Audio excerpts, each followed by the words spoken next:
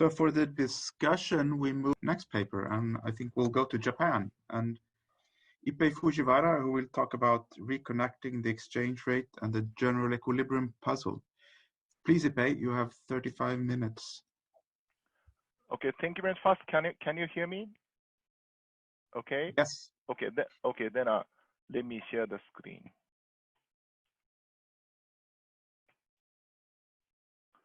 So can you see the screen now? Is it perfect? Is it okay? Very good. Thank you.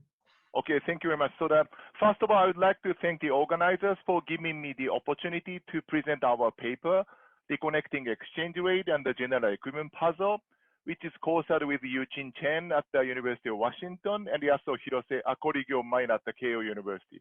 So they both are here today, so that if you have any question, please put the questions in a Q&A function. They will answer immediately. And I wish I were in Stockholm, even under the very dark cloud weather Ulf mentioned, but I really appreciate this opportunity. Thank you so much. Okay, let me first talk about the difficulty in the modeling open economies. So the macro model are said to be successful in accounting for quantities and the prices. For example, Kihō Midring and Posterior said that the real business cycle models were remarkably successful in matching aggregate variables such as output, consumption, investment, and hours. And Smets and Bartes have shown that the modern micro founded the new neoclassical census. I think nobody is using this terminology anymore, but NNS model are able to fit the main US macro data very well. But regarding asset prices, we are not so confident. We cannot be so sure. So according to the Kliem and Ulrich, it can be challenging to specify a DSG model with reasonable macroeconomic implications as well as asset pricing implications. Very interesting finding from their paper is the result moves the model closer to reproducing observed risk premium, but at increasing cost to its macroeconomic performance. Asset price, the exchange rate equation is at the heart of the international spillover of shocks in open economies. So therefore, separation between the real quantities and asset price is impossible when modeling open economies. So this is the one of the difficulty in modeling open economies. So here comes the exchange rate disconnect. Nominal exchange rate is an important driver of aggregate fluctuations, which is the key link between the international goods and asset markets. But the endogenizing realistic exchange rate dynamics is a challenge. So Ludwig-Schofiede, that is estimation efforts of general equilibrium models, find fluctuations in nominal exchange rate to be unrelated to macroeconomic forces. This is a really unfortunate result. We are interested in how a shock in one country affects the other country through exchange rate, but the exchange rate is mostly explained by a shock, direct shock to the exchange rate. So it's an unfortunate situation. So this equation, I hope you can see the cursor. So this is the typical UIP equation. So the exchange rate depreciation moves 1-to-1 with the interest rate differential, which is really counterfactual. Therefore, we need to have a UIP shock. Okay, and the UIP shock eventually explains the most of the fluctuations of exchange rate. So this is definitely the one form of the exchange rate disconnect. And to reconnect, the title of our paper is Reconnect. So to reconnect, I don't know whether my pronunciation is right or not, but anyway, to reconnect the exchange rate to the rest of the macroeconomy, we incorporate macroeconomic volatility shocks that induce an endogenous time-varying currency risk premium. So this is the asset pricing or macrofinance approach. These are included in our model. And at the same time, we evaluate the impacts from a direct shock to the exchange rate. In particular, we incorporate the direct shock to the international risk sharing condition. We are following the spirits of the Ludwig-Schofiede and Gabay and Maggiore and Isoki Mukhin. They are emphasizing on the importance of the financial friction shock, which hinders international arbitrage. Let me first talk about the first ingredient, endogenous risk premium. The empirical feature of UIP may be the result of linear approximation. endogenous risk premium may arise from covariance between the stochastic discount factors and the returns to international financial investment. And the second order approximation of the UIP condition, nonlinear UI condition, leads to this equation. Okay, so the first row is the standard linear condition, okay, which I showed you before. The second is the second order terms. So the covariance between a monetary policy and the nominal exchange rate matters. Because of endogenous feedback through the covariance terms, the contribution of the UIP shock may decrease, because if this term plays a nice role to make the exchange rate movement and interest rate in line with the data, we do not have to rely on the UIP shock anymore. Okay, and Bacchus et al. And the Benigno-Nistico paper shows that how monetary policy is conducted is important to reduce UIP shock from the second or higher order approximation. So this is the first ingredient. Second ingredient is the limits of arbitrage. And in the Gabe and the Maggiore, an adverse shock to the financial system can lead to positive ex-ante returns from the carry trade, since financialists cannot fully engage in international arbitrage. An Isoki-Mukhin paper assumes a direct exogenous shock which hinders the perfect international financial transactions, and such a shock is really important driver of the exchange rate dynamics. And we model the wedge in the international arbitrary condition as an exogenous shock. Isoki and Mukhin offered a micro foundation, but we just set the wedge without imposing a specific micro foundation. So it's a really simple shock. This is the equation. Please forget about this red omega thing.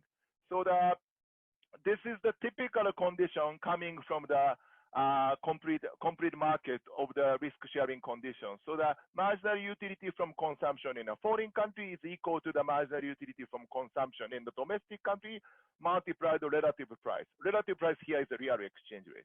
And we just simply add a shock. So therefore, depicting the situation, international financial arbitrage is not perfect. And this omega works like a UIP shock in a Lubick and the Schofide, NBR and macro annual paper. I will talk about this later. Okay, what we do, we estimate the two-country DSG model with recursive preference and a stochastic volatilities for the US and the Euro area, instead of using a simulation or partial equilibrium method, which are really popular in international finance nowadays. And our unique features are third order approximation and a full information Bayesian approach with sequential Monte Carlo algorithm. And we let the data distinguish directly the relative contributions of various transmission mechanisms and which shocks can account for exchange rate fluctuations. We are particularly interested in which is more important in accounting for exchange rate dynamics. Shocks to the stochastic volatility of the fundamental shocks or shocks to the risk sharing condition. So we are doing a G estimation. We can do this. And the last but not least, we test whether the estimated model can replicate unconditional properties found in the data, such as the deviation from the UIP. So the deviation from the UIP is unconditional phenomenon. So therefore, whether our model can replicate unconditional UIP deviation. I hope you are interested in this. Otherwise, I feel discouraged to talk about the next 20 minutes, but let me go on anyway. So we emphasize the importance of the general equilibrium estimation. So let me talk a little bit about on this issue. In Benigno, and Nistico, it is written, the estimation of the model is really needed to evaluate its fit. To this purpose, an appropriate methodology should be elaborated to handle the features of our general second order approximated solutions. And Martin Uribe, in his discussion to Benigno-Nistico paper, he wrote, I would like to suggest an alternative identification approach. It consists of a direct estimation of the DSG model. Admittedly, estimating a DSG models driven by time-varying volatility shock is not a simple task. And we did this not a simple task. So that's our contribution. And Backus et al.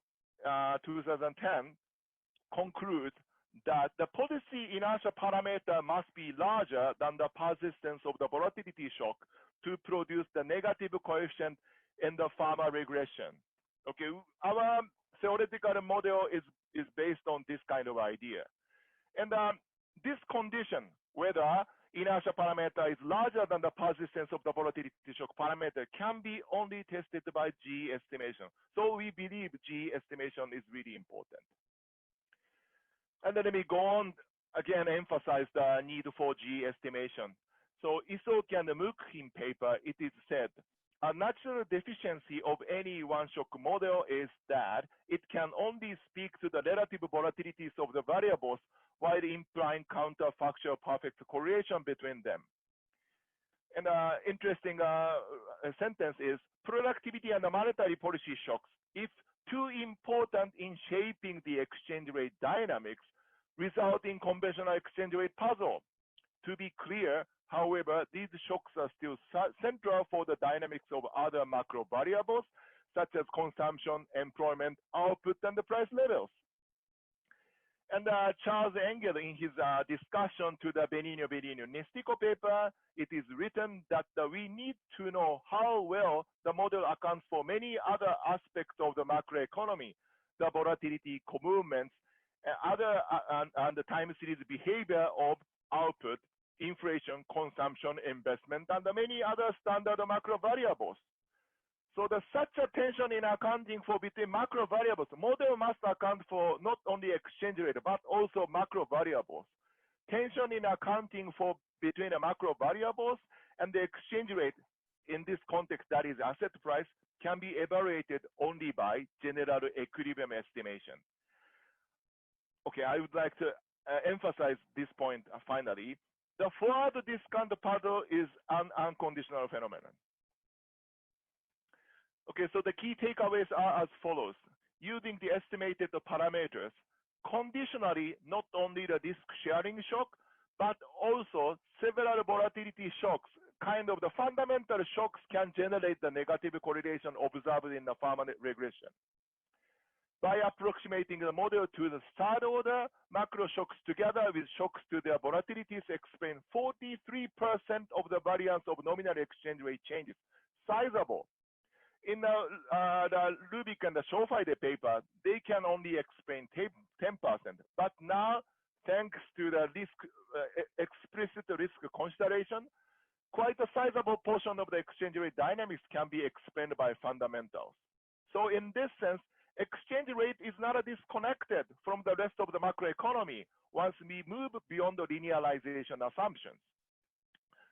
So, but this is a mixed result. So still the risk sharing shock remains the key driver behind most of the variations in the nominal exchange rate. And the main conclusion is what we term the general equilibrium puzzle. So general equilibrium estimations illustrate the limitation of the partial or conditional analysis in providing full resolutions to these empirical puzzles. Because I would like to emphasize it's red. So even though the risk sharing shock and the several volatility shocks can individually generate the observed Farmer coefficient close to or below zero, we can replicate this. But simulated data using our G estimation and all shocks together do not replicate the observed pattern in the data. So with the simulated data, UIP still holds. Because in general equilibrium estimations, there are multiple dynamics to fit, not just the exchange rate. So ultimate quantitative relevance in solving the unconditional empirical puzzle observed in the data ought to be assessed in the G framework. Because additional elements into the model to explain one target empirical pattern must not come at the cost of deteriorating fit in other parts of the G system. Okay, so it's a very long introduction. I finished a long introduction. So I still have a kind of the, so how many minutes can I have? Ooh. You have 22 minutes. Okay, thank you so much. And let me go on briefly talk about the related literature. So that Isoki and Mukhin solved the 5 major puzzles in international finance only by incorporating the financial shock. Only one shock. With the only one shock, they can solve the puzzle. So the 5 puzzles are random walk in a nominal exchange rate, and a very persistent real exchange rate dynamics. And the third one is a low of one price violation, especially the less volatile terms of trade. And the fourth one is a very famous Backus-Smith puzzle. And the fifth one is the UIP puzzle. We can address first and the second point, but first point is almost like by definition, because we are assuming a stationarity in the growth rate of exchange rate. So therefore, the level exchange, nominal exchange rate is almost by definition random walk. And we can replicate a very persistent real exchange rate dynamics, but this is as a result of the very persistent shocks, especially the risk sharing shock. And therefore, the UIP, how to solve the UIP is our target, primal target. And there are so many related literature on the exchange rate disconnect. I would like to emphasize how great the Ramsey's model is, but sorry, I don't have enough time. So there are so many related literature, like gains from the carry trade, inability in accounting for the exchange rate volatility, macro finance approach, limits of arbitrage, or deviation from rational expectations, and a monetary policy and the UIP puzzle. But let me skip. And regarding the methodology, there are several papers. Several papers are of course related. The one is the general equilibrium estimation of the 2-country model. As far as I know, what I know is the Lubick and the Schofide. And a higher order approximation of the 2-country models, Benigno-Nistico, which is the closest paper to our aim. And of course, uncertainty shocks are related. And a Bayesian estimation of the higher orderly approximated models are also related. And technique-wise, we use the central difference Kalman filter. Okay, let me talk about the model. Regarding the model, there is almost no contribution. So we basically follows from Benigno-Nistico paper in NBR Macro Annual 2011. This is the 2-country extension of the new Keynesian model. Home country is the United States, and a foreign country is the Euro area. There are two unique features which are absent in a standard new open economy macro models. They are recursive preferences a la Epstein-Zinn and Weil, and stochastic volatilities in various structure shocks. And there are 3 types of agents in each country: household, farms, and the central banks. And a household is maximizing a welfare subject to the budget constraint and aggregation. So the one unique thing is that household is maximizing the recursive utility a la Epstein-Zinn. And farms is quite standard as well. So the only input is labor, and that there are 2 technologies: non-stationary common global trend, and a stationary country-specific technology shock. And the farm is maximizing, each farm is maximizing a profit in a standard new Keynesian manner, subject to the curve of frictions and resource the profit and the downward demand curve and the low of one price and the resource constraint and the indexation. So it's a really standard one. And the central bank determines the nominal interest rate following the Taylor type of rule. So the nominal interest rate is reacting to the inflation rate and output, and a monetary policy shock is added. And regarding the resource constraint, what is produced in a domestic country is used for the domestic consumption, and consumption in a foreign country for the domestic goods, and also used for the government expenditure. Okay, so this is another shock.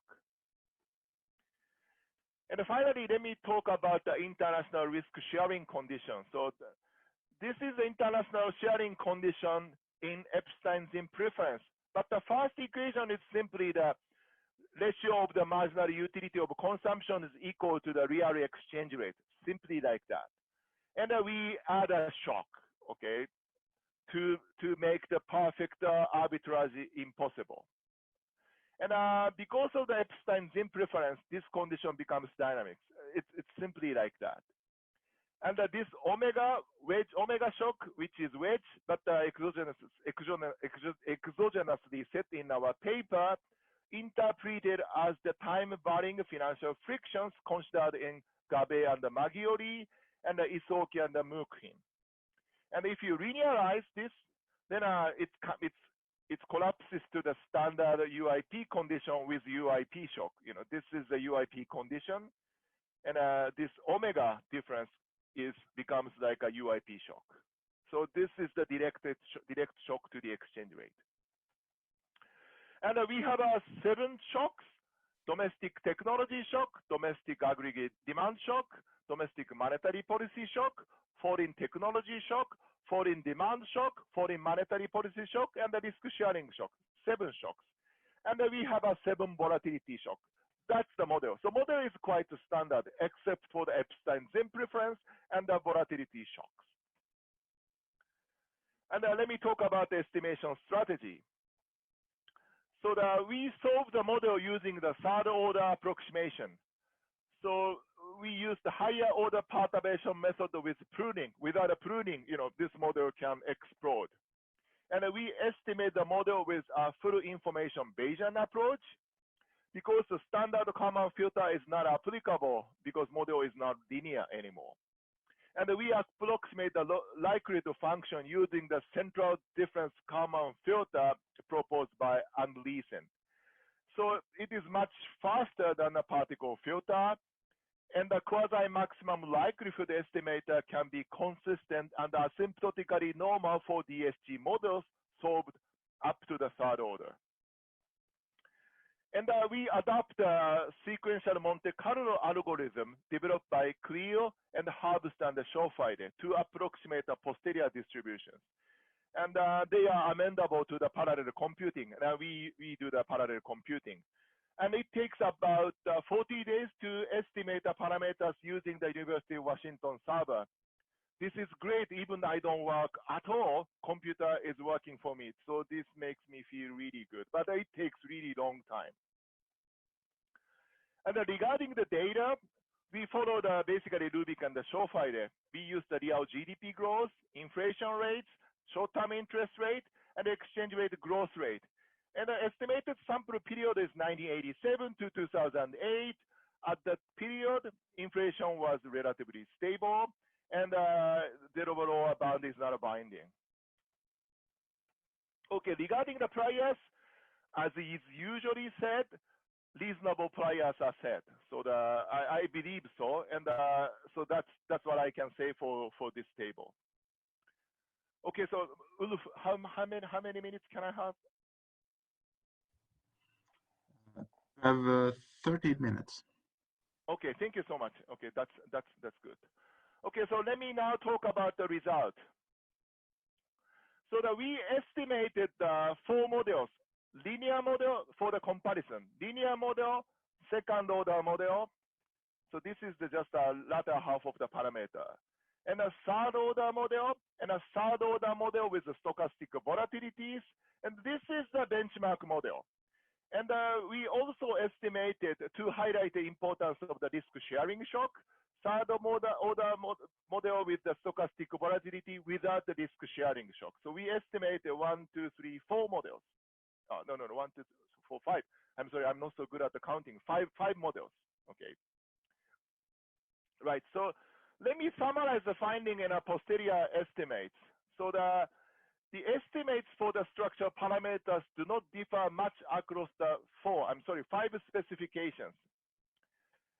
As the degree of approximation becomes higher, the AR1 coefficient for structural shocks tend to decrease. So the higher order terms and the volatility shocks must be playing an important role to increase the persistence in the exchange rate and other macroeconomic variables.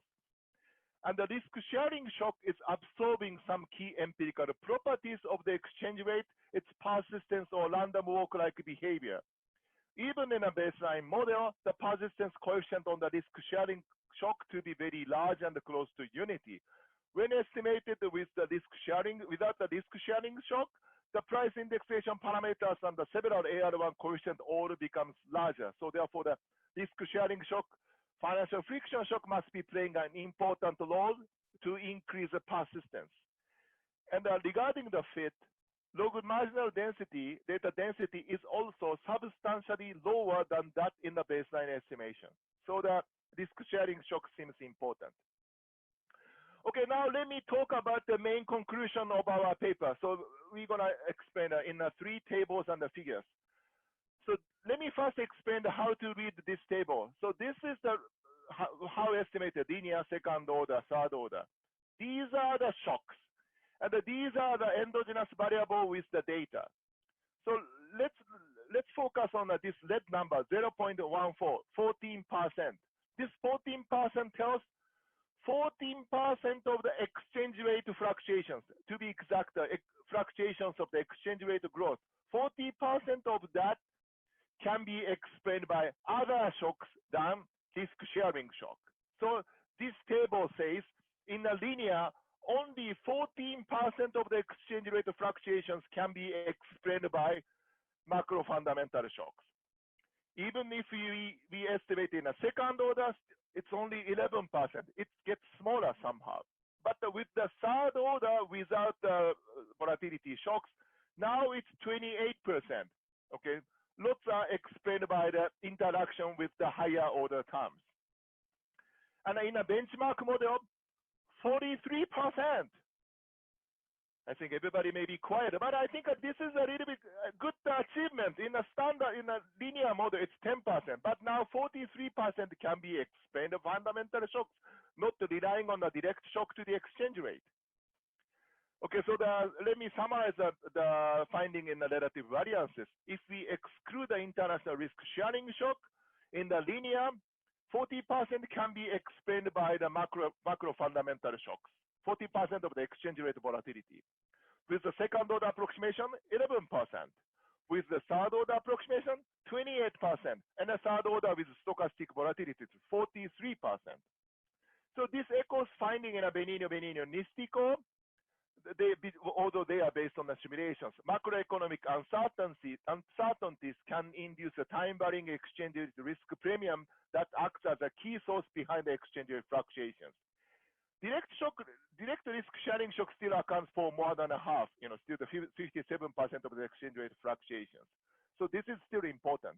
And this finding is consistent with Isoki and Muklin. But I would like to emphasize another point.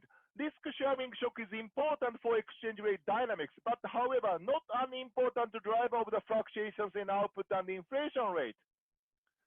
So if we see that 98% of the GDP fluctuations can be explained by other shocks than the risk sharing shock. This has some important general equilibrium implications, which is the main conclusion of our paper. Okay, so now let me explain the second figure. So that is the UIP regressions from the simulated series. So the x-axis is interest rate differential, y-axis is the exchange rate depreciation. So if UIP holds completely, this red line goes through the 0 and the slope is 1. And these blue dots are simulated data from only this shock. This is a domestic technology shock. This is a series only simulated with a domestic aggregate demand shock. And you can see with the level of shocks, we cannot produce negative pharma coefficient except for the risk sharing shock. So if you estimate the linear model, you need to assume such a shock anyway. So if we look at the volatility shock, it's interesting, with domestic volatility shock to the domestic demand, volatility shock to the domestic monetary policy, volatility shock to the domestic foreign monetary policy, and the volatility shock, the risk sharing shock can produce empirically plausible pharma coefficient. 4 cases out of 7 cases, we can get the reasonable pharma coefficient. So the summary is, while all of the macro model level shock generate a positive slope coefficient, even with the third order approximation, the risk sharing shock generate a pharma coefficient in line with the empirics that is close to and slightly below zero.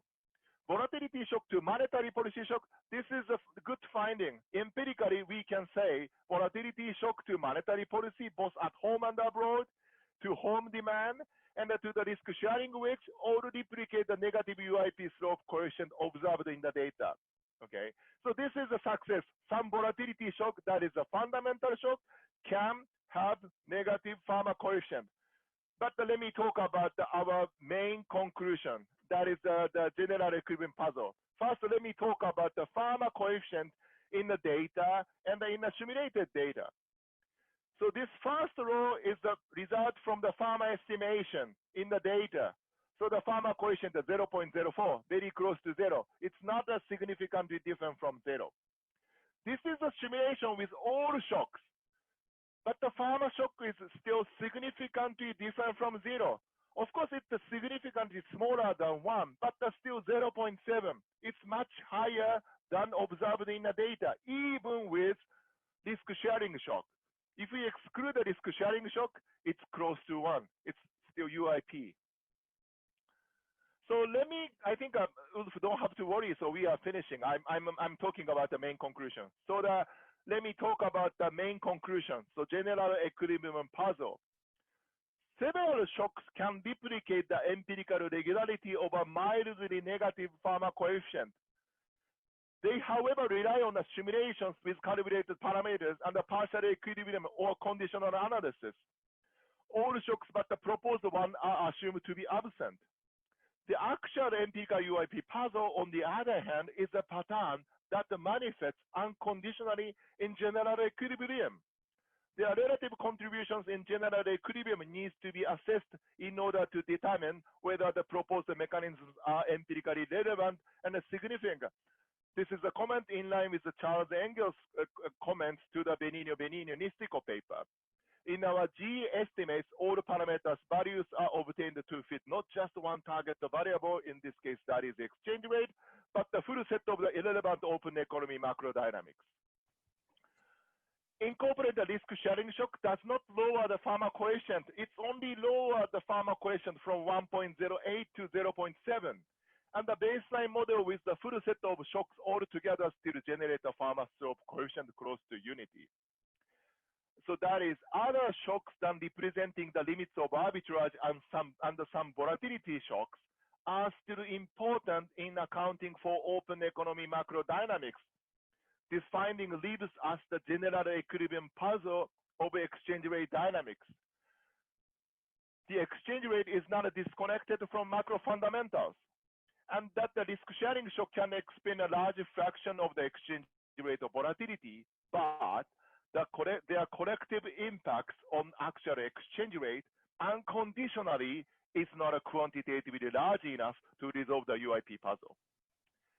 Okay, so this is conclusion. I think I said what I should say, so that I would like to finish here. Okay, thank you very much. Thank you very much, Ippei.